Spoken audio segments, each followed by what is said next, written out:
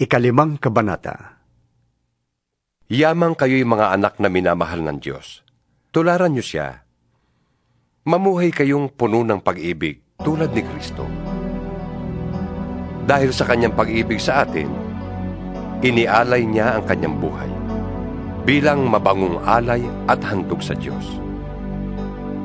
Kayo'y mga hinirang ng Diyos, kaya't hindi dapat mabanggit man lamang na kayo'y nakikiapid o gumagawa ng anumang uri ng kahalayan o pag-iimbot. Huwag din kayong gagamit ng anumang malaswa o walang kabuluhang pananalita at pagbibirong di nararapat. Sa halip, magpasalamat kayo sa Diyos. Alam na ninyong walang bahagi sa kaharian ni Kristo at ng Diyos ang taong nakikiapid, mahalay, o sakim, sapagkat ang kasakiman ay isang uri ng pagsamba sa Diyos-Diyusan. Huwag kayong padaya kanino man sa pamamagitan ng mga pangangatwirang walang kabuluhan, sapagkat dahil nga sa mga ito, ang Diyos ay napupuot sa mga suwail. Kaya't huwag kayong makikisama sa kanila.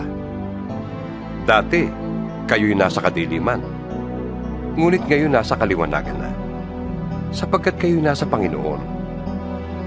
Mamuhay kayo ngayon ng nararapat sa mga taong nasa liwanag, sapagkat pawang mabuti, matuwid at totoo ang ginagawa ng namumuhay sa liwanag. Pag-aralan ninyo kung anong kalugod-lugod sa Panginoon. Huwag kayong makikisama sa mga taong gumagawa ng mga bagay na walang ibinubungang kabutihan. Sa halip, ay ibunyag ninyo ang mga iyon. Kahiya-hiyang mabanggit man lamang ang mga bagay na iyon na ginagawa nila ng lihim. Ang lahat ng nalalantad sa liwanag ay nakikilala kung ano talaga iyon, at nalalantad ang lahat dahil sa liwanag. Kaya't sinasabi, gumising ka, ikaw na natutulog. Bumangon ka mula sa mga patay, at liliwanagan ka ni Kristo. Kaya't mag-ingat kayo kung paano kayo namumuhay. Mamuhay kayong tulad ng matatalino, at di tulad ng mga mangmang. Samantalahin ninyo ang bawat pagkakataon na kayo'y makagawa ng mabuti, sapagkat punong-puno ng kasamaan ang daigdig ngayon. Huwag kayong maging hangal. Unawain ninyo kung ano ang kalooban ng Panginoon. Huwag kayong maglalasing, sapagkat mauuwi yan sa magulong pamumuhay. Sa halip ay dapat kayong mapuspos ng Espiritu. Mag-awitan kayo ng mga salmo, mga himno, at mga awiting espiritual. Buong puso kayong umawit at magpuri sa Panginoon.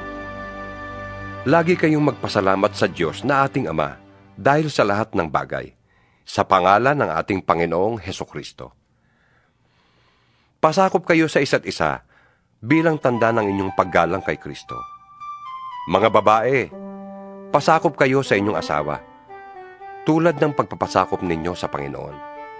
Sapagkat ang lalaki, ang ulo ng kanyang asawa, tulad ni Kristo na siyang ulo ng iglesia na kanyang katawan, at siyang tagapagligtas nito.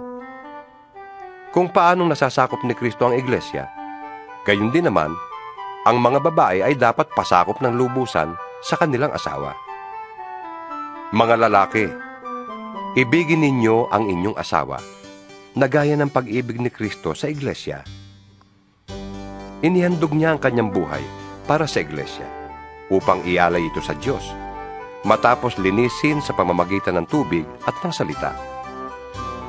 Ginawa niya ito upang ang iglesia ay maiharap niya sa kanyang sarili na maganda, banal, walang kapintasan, batik, o kulubot man.